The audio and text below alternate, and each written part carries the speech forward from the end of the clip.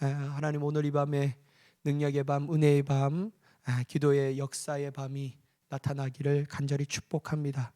여러분 우리가 계속해서 욥기 13장 20절에서 28절의 말씀을 봤는데요. 여러분 제가 이 계속 새벽 예배라든지 수요 예배 때도 말씀드렸는데요. 여러분 지겹겠지만 한 번만 더 들어주세요. 어떤 말씀이냐면요. 여러분 넷플릭스가 혹시 보시는 분들은 그 드라마를 좀 한번 보세요. 어떤 드라마냐면 정신병동에도 해가 뜬다라는가 하여튼 그거거든요. 꼭 보셔요. 제가 이 말을 할 때요 그 이유가 있어요. 한번 꼭 보시면요 좋은 드라마인 것 같아요. 저는 그거 보면서 많은 위로도 받고 참 이 어떻게 내 자신을 더욱더 사랑해야 되는지에 대해서 많이 깨달았거든요. 여러분 한번 보자. 맨날 여러분 싸우고 죽이고 어떤 날은 나에게 이럴 수 있나 막 배반하고 배신하고 이런 거 좀 보지 마시고 여러분 그 정말 이 인간의 이런 마음을 다루는 그런 좀 드라마를 한번 좀 보시면 좋을 것 같아요. 저는 봤습니다. 다 봤으니까요. 여러분 한번 좀 보셔요. 정말 좋은 드라마인 것 같은데요. 그 보시면 여러분 이 정신병이라는 게 여러분 멀게 느껴지는 게 아니에요. 나도 그럴 수 있거든요. 여기 그 간호사가 정신병동에서 존경받는 간호사였지만 자기도 우울증에 걸려버려요. 그러면서 이런 여러 가지의 일들을 경험하면서 회복되며 진짜 행복을 어디에서 찾는가에 대한 해답을 주는 그런 드라마거든요. 한번 꼭 보시면 좋을 것 같아요. 여러분 왜 그러냐면요. 어찌 보면 욥도 막 우울증이 이거 우울증이 안 걸렸을까요? 저는 한 요 정도 막 고난을 받으면요 우울증이 왔을 것 같아요. 그러니까 막 하나님 앞에 기도하는데 막 한탄하며 기도하고 막 가슴 아파하기도 하며 그런 장면이 오늘 이 장면이거든요. 여러분 욥기 12장 1절에서부터 13장 19절까지는요 새 친구들과 얘기합니다. 그런데 여러분 오늘 이 말씀은 갑작스럽게 대상을 바꾸거든요. 누구에게 기도하냐면요 하나님 앞에 직접 얘기해요. 자신의 처절한 상황을 비장한 마음으로 가지고 기도하고 있음을 볼 수 있다라는 거예요. 네. 한번 보시면 20절과 21절 오직 내게 이 두 가지의 일을 행하지 마옵소서. 그리하시면 내가 주의 얼굴을 피하여 숨지 아니하오리니 곧 주의 손을 내게 대지 마시오며 주의 위엄으로 나를 두렵게 하지 마실 것이니이다. 여러분 욥은 하나님 앞에 나아가 서기 위하여 두 가지를 하나님께 요청해요. 첫 번째 뭐냐면 주의 손을 자신에게 대지 말아 달라는 거예요. 주의 손을 자신에게 대어 주지 말라. 또한 두 번째는 뭐냐면요 주의 위엄으로 자신을 두렵게 하지 말아 달라고 요청하고 있어요. 여러분 왜 이러냐면은 욥은 자신에게 일어난 일들을 행하신 하나님을 두려워하고 있다라는 거예요. 하나님 도대체 왜 그러신가? 그냥 때로는 무서운 거예요. 여러분 이 하나님의 손이라는 것을 성경이 언급할 때 능력을 상징하거든요. 여기서는 진노를 상징하고 있다라고 욥이 얘기하는 거예요. 하나님 또 한 번 손을 대시면 진짜 살 수 없을 것 같은 그런 마음이 욥에게 가득하니까 제발 그렇게 하지 마시고 또한 여러분 주의 위엄이 얼마나 가득하면 자신이 그러한 일들을 당했는지 막 하면서 주의 위엄으로 나를 두려워하지 말게 해달라고 막 요청하고 있다는 것이죠. 여러분 물론 욥과 우리가 처한 상황은 다를 수가 있습니다. 그러나 분명한 것이 있는데요. 우리도 욥처럼 하나님 앞에 나아갈 때 특별히 하나님 앞에 서기 전에 자신의 상황에 대해서 먼저 구해야 할 때가 있다라는 것이에요. 어떤 것이냐면요. 약해지거나 절망에 빠지거나 혼란스러울 때 무너진 우리의 마음을 위해 먼저 기도해야 한다라는 거예요. 다른 일 제쳐두고 내 마음을 위해서 기도하는 것이 중요하다라는 거예요. 하나님 내 마음이 너무 무너졌어요. 하나님 내 마음이 너무 아파요. 하나님 내 마음이 너무 약해졌습니다. 그 마음을 가지고 기도하는 것이 먼저라는 거예요. 왜 그러냐면요 여러분 우리의 연약함과 낙심이 우리가 하나님께 드리는 기도를 방해할 수 있다는 거예요. 내 마음이 회복되지 않으면 하나님 앞에 기도하는 것까지도 너무 어렵다라는 거예요. 저는 이 말을요 잘 알아요. 저도 여러분 기도하지 않고 싶을 때가 있거든요. 진짜 기도 안 하고 싶다. 그냥 막 그때는요 하고 싶지 않을 때는요 5분만 딱 앉아 있으면요 1-2시간까지 막 느껴져요. 할 말도 없고 하나님이 도대체 왜 그러시나. 하나님이 생각하기만 하면 하나님이 막 죄송합니다 하나님 짜증나기도 하고 우리 하나님이 아유 진짜 때로는 막 화가 나서 하나님 진짜 막 이러실 겁니까? 이렇게 마음을 할 때도 있고. 여러분 그렇게 막 그 마음을 내 안에서 잘 다스리지 못한다면요 우리는 기도의 자리를 잘 잊지 못해요. 너무 어려운 거예요. 그래서 욥도 먼저 자기의 마음을 고쳐달라고 하나님 앞에 얘기하는 거예요. 하나님 내 마음이 두렵지 않게 해주세요. 하나님 내 마음을 두렵지 않게 해주세요. 사랑하는 여러분, 더 이상 여러분 우리의 연약함과 낙심이 하나님 앞에 기도 드리는 것을 방해하지 않도록 우리의 마음을 놓고 기도하는 자가 되어야 할 줄 믿습니다. 그렇게 하려면 언제든지 기도의 자리를 떠날 수 있는 거예요. 언제든지. 그래서 여러분 무엇보다도 내 마음을 놓고 항상 기도하는 자가 되기를 원합니다. 기도하는 자가 되기를 원해요. 여러분 22절의 말씀 보시면요 그리하시고 주는 나를 부르소서 내가 대답하리이다. 혹 내가 말씀하게 하옵시고 주는 내게 대답하옵소서. 욥은 22절에 뭐라고 얘기하냐면요 주는 나를 부르소서 내가 대답하리이다. 혹 내가 말씀하게 하옵시고 주는 내게 대답하옵소서. 욥이 이렇게 간구할 수 있는 이유가 있었어요. 한마디로 뭐냐면 주님 응답해 달라는 거잖아요. 얘기 좀 해달라는 거예요. 욥이 이렇게 간구할 수 있는 이유가 뭐냐면요 약속 때문에 그래요. 누구의 약속일까요? 하나님의 약속. 너가 내게 기도하면 내가 내게 응답하리라. 그래서 여러분 성경에 보면요 기도는 두 가지의 형태로 우리에게 제시됩니다. 하나는 하나님의 명령이에요. 기도하라. 명령형이거든요. 근데 여러분 우리가 하나님 앞에 기도하는 것이 우리의 짐이 되지 않는 이유가 뭐냐면요 기도하면 내가 내게 응답하리라고 하는 약속이 담겨 있기 때문이에요. 그러니까 여러분 세상 사람들처럼 남녀호랑개교처럼 남녀호랑개교 해서 그것이 응답되어지는 게 아니라는 거예요. 그게 어떠한 약속이 있는 것이 아니잖아요. 정한 수를 놓고 빌면 우리의 약속이 이루어지리라 그 말씀에 약속한 주체가 없다라는 거예요.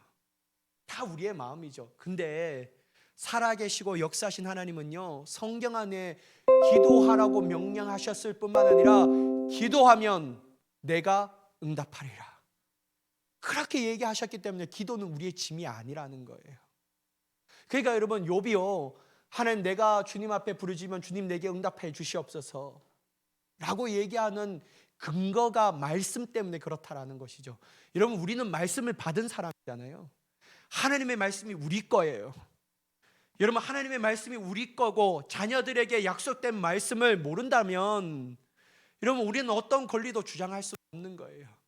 하나님이 우리 아버지시나요? 그러면 우리는 아버지의 자녀로서 권리가 있다라는 것이죠. 어떤 권리입니까? 하나님의 기업이 나의 기업이 되는 권리, 하나님의 능력이 나의 능력이 되는 권리, 하나님의 은혜가 곧 나의 은혜가 되는 권리가 있다라는 것이죠. 왜 그렇습니까? 여러분 하나님은 성경 안에서 그것들을 약속하셨기 때문이에요. 사랑하는 여러분 하나님은요 우리가 부르시면 들으시고 말씀하시고 응답하시는 분이신 줄 확신하는 저와 여러분 되기를 간절히 축복합니다. 확신하십시오. 여러분 하나님 진짜 응답하셔요.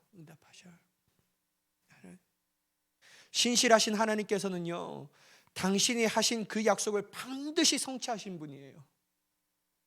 반드시 성취하신 분이에요. 그냥 넘어가시는 분이 아니에요.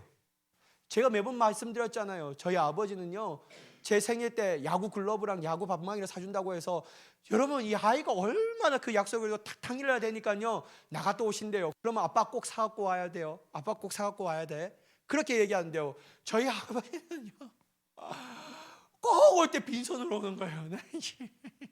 그러면 여러분 어릴 때부터 어떤 마음이 들면 부모도 못 믿는구나 막 이런 마음이 들어요.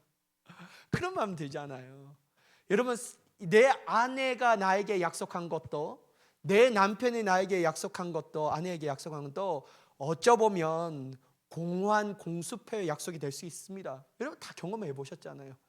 여러분 이 부부 솔루션 막 이런 데 나와 보면요, 어떤 사람은 하도 술을 먹으니까 아내가 술 먹을 때마다 각서 쓰라고 이제까지 살면서 각서 쓴 게 한 이 정도 되는 거예요. 여러분 이 각서가 뭡니까? 약속이잖아. 내가 지키겠다. 난 이제 술 안 먹어. 난 진짜 내가 술을 먹으면, 여러분 죄송합니다, 내가 이제는 당신의 아들이다 막 이렇게 얘기하면서, 그러면서 막 각서를 써줘요. 그런데 진짜 여러분 각서를 쓰면 그 다음날에 어떻게 할까요? 또 술을 먹고 들어오는 거예요.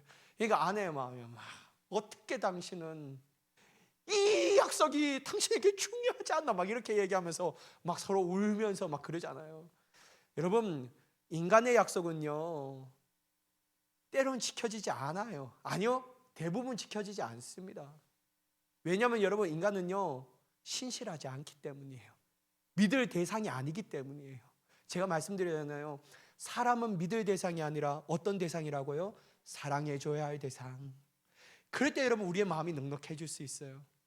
여러분 자녀도 믿으면 안 돼요. 여러분 나도 내 자신을 믿으면 될까요? 안 돼요. 나도 내 자신을 믿을 대상이 아니에요.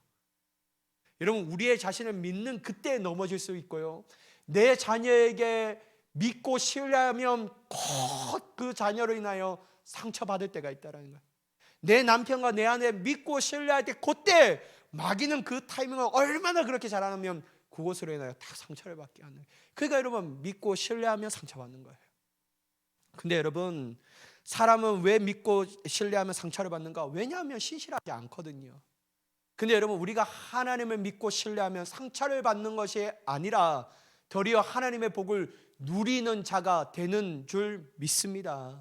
왜 그렇습니까 여러분? 하나님은 신실하시니까, 믿을 만한 분이시니까, 아니 확실히 믿을 만한 대상이시니까. 그 주님이 약속하셨는데 어떻게 응답하지 않을 수가 있냐라는 거예요.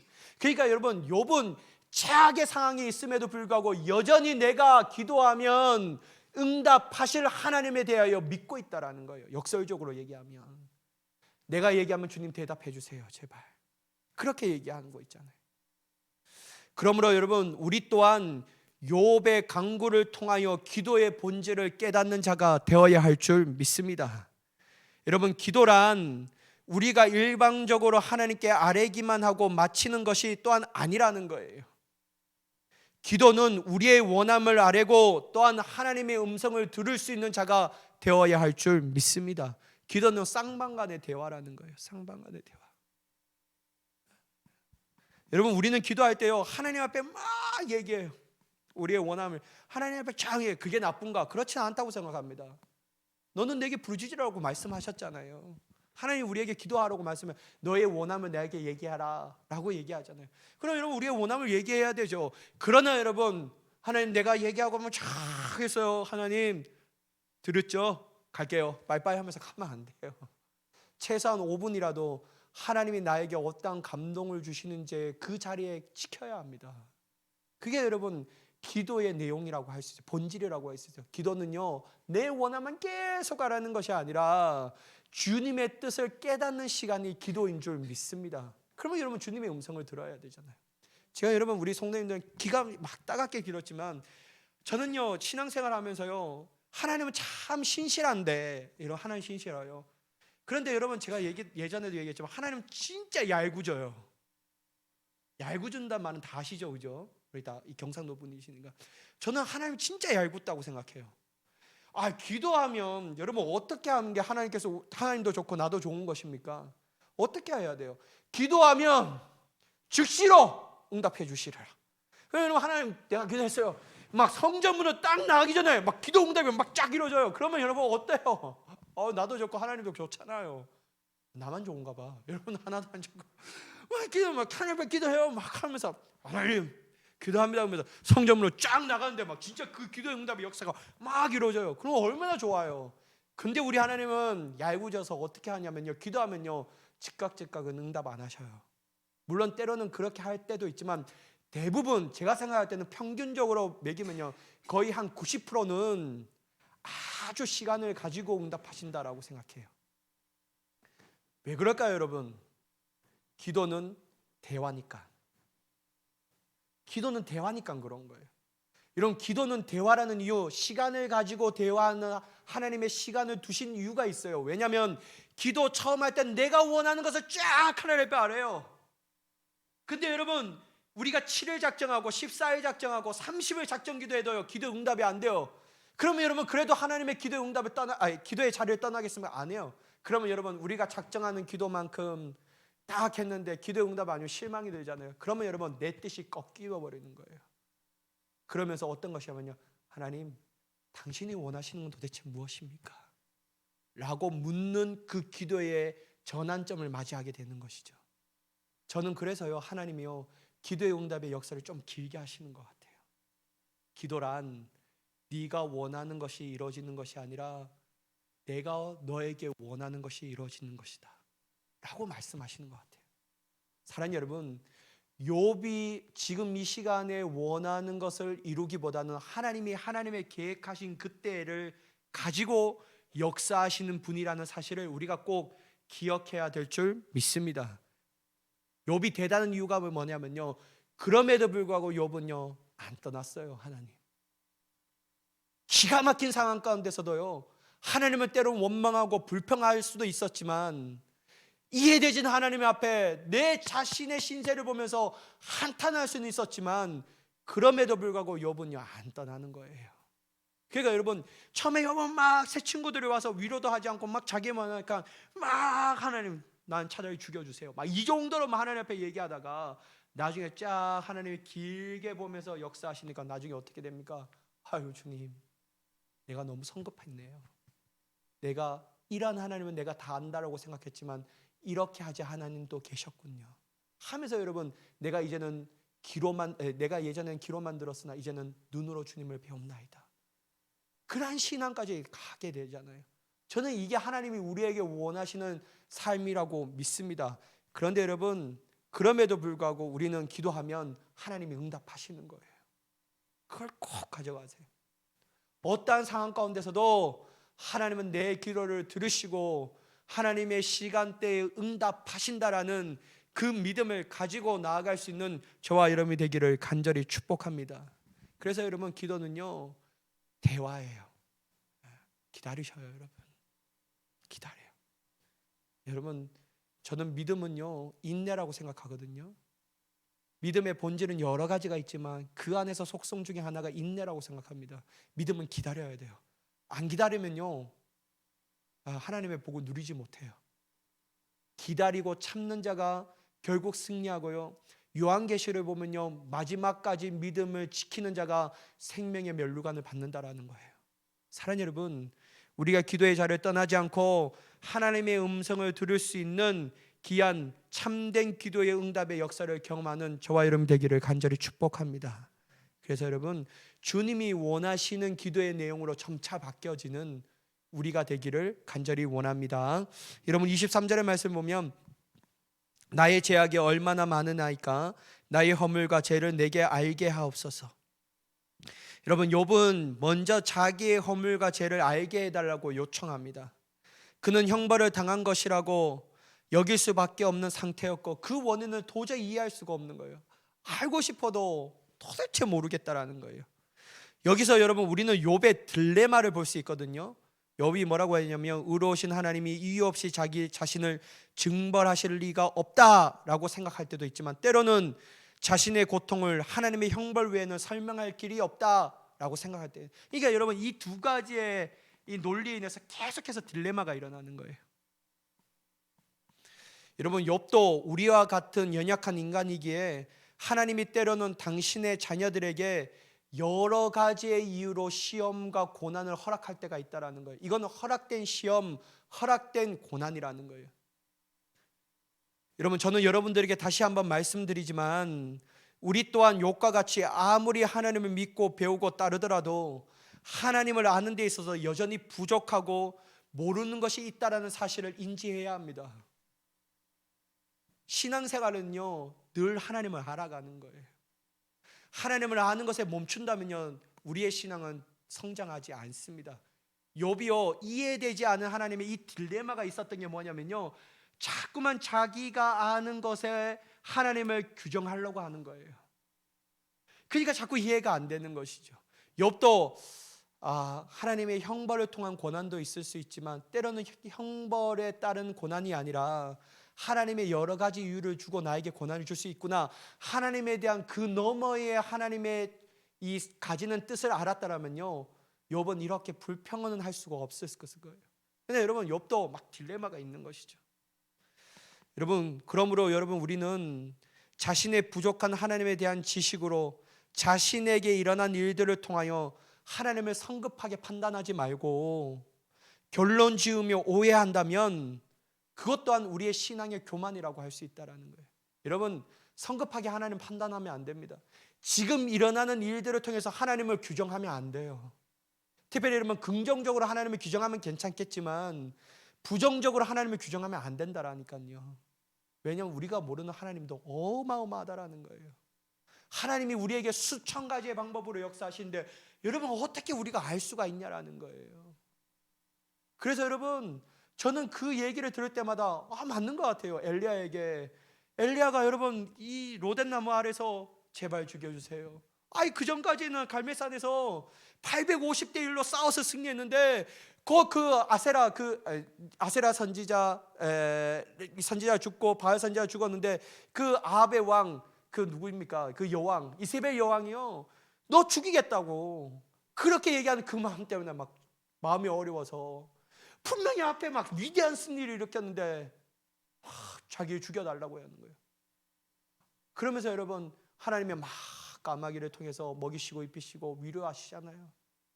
그러면서 이 엘리야가 난 내밖에 남는 사람이 없다, 하나님을 신실하게 믿는 사람이 나밖에 없다라고 말하는데, 여러분, 하나님이 뭐라고 얘기하냐면요, 바알에게 무릎 꿇지 않는 몇 명을 남겨뒀다고요? 7,000명이나 남겨뒀대요. 그러니까 여러분, 엘리야도 성급하게 하나님을 판단한 거예요. 하나님이 나만 남겨뒀구나, 나 혼자만 이렇게 남겨둬서 나를 힘들게 하는구나, 차라리 죽는 게 이 시간에 나에게 가장 좋은 것이다라고 생각해보는 거예요, 성급하게. 근데 여러분, 하나님은요 7,000명이나 남겨뒀다라는 거예요. 사랑하는 여러분, 우리는 하나님에 대해서 다 모릅니다. 하나님이 우리에게 역사하실 때는요 7,000가지의 방법으로 역사하실 때가 있다라는 거예요. 그러니까 여러분, 제가 말씀드렸죠, A 플러스 B는 C가 아니에요. 때로 하나님의 방법은 D가 될 수 있고 F가 될 수 있고 Z가 될 수 있는 거예요. 그러니까요, 우리는 하나님의 나에게 행하실 일들을 바라보며 늘 마음을 품어야 될 것은, 난 하나님은 다 모릅니다. 그런데 이것만은 압니다. 하나님은 나에게 신실하신 분이시라고. 하나님은 나에게 선하신 분이시라는 거.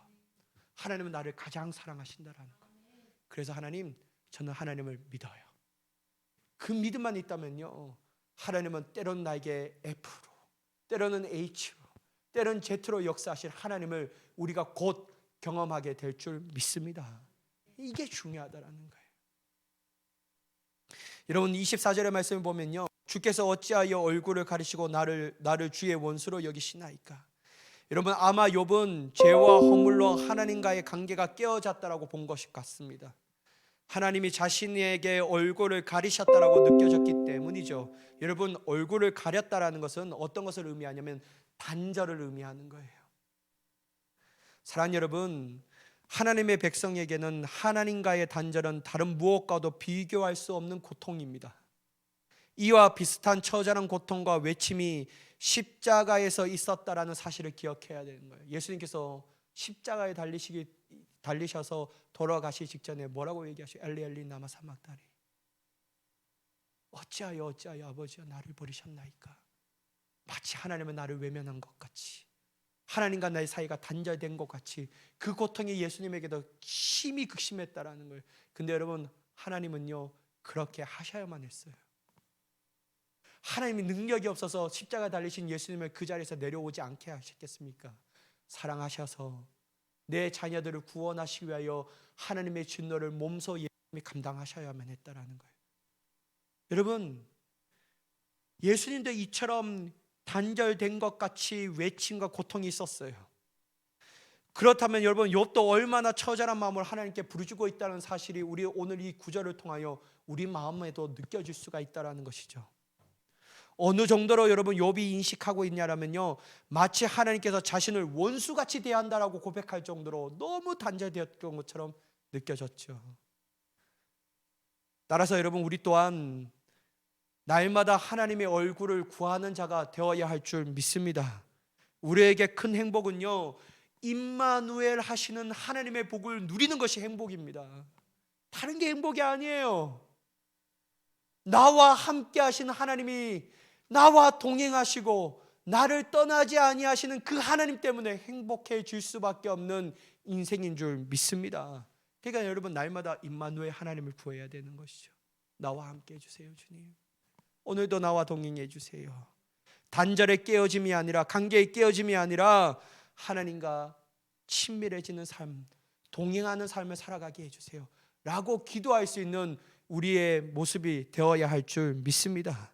저는 여러분의 삶에 임마누엘 복이 날마다 충만하여지기를 예수님의 이름으로 간절히 축복합니다. 여러분, 마지막 26절에서 28절의 말씀을 보면요, 욥이 어떻게 얘기하냐면, 자신이 어렸을 때 지은 죄를 하나님이 다 기록해 놓으셨다가 그에게 형벌을 내리셨다라고 탄식합니다.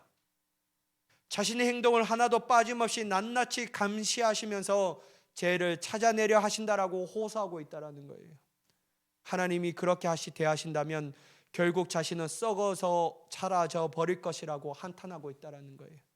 사랑하는 여러분, 그런데 여러분, 역설적으로 욥의 부르짖음에는요, 자신을 긍휼히 여겨달라는 간절한 외침이었어요. 살고 싶다라는 거예요. 하나님, 나 좀 살려주세요. 이 말도 되지 않는 이 상황 가운데 좀 건져내주세요. 하나님의 자비와 은총을 구하는 것이었습니다. 여러분, 고통 가운데 드리는 기도는 이렇게 절박할 수밖에 없습니다. 다만 우리는 고통 가운데서 이러한 간절함과 절박함의 기도를 드리는 것이 아니라, 좋든지 평범하든지 슬프든지 어떤 상황 가운데서도 우리는 늘 하나님 앞에 우리의 간절함으로 하나님 앞에 기도하고 절박함이 담긴 기도를 드릴 수 있는 믿음의 사람이 되어야 할 줄 믿습니다. 꼭 어려울 때만 기도를 그렇게 하는 것이 아니라 언제 어디서든지 내 형편이 어떠하든지 간절함과 절박한 기도는 늘 기도를 드려야 한다는 거예요. 사랑하는 여러분, 저는 예레미야와 같은 간절함이 저에게 또한 여러분들에게 항상 있기를 바랍니다. 앞에도 말씀드렸지만, 너는 내게 부르짖으라. 내가 내게 응답하겠고 내가 알지 못하는 크고 은밀한 일을 내게 보이리라. 사랑하는 여러분, 오늘 이 밤에 여러분들이 입술을 열어 하나님 앞에 기도하고 부르짖을 때 하나님은 들으시고 우리가 알지 못하는 크고 은밀한 일들을 반드시 우리의 두 눈으로 목도하실 수 있도록 만들어 주실 줄 믿습니다. 오늘 이러한 기적의 밤, 은혜의 밤이 되기를 예수님의 이름으로 간절히 축원합니다. 기도하겠습니다.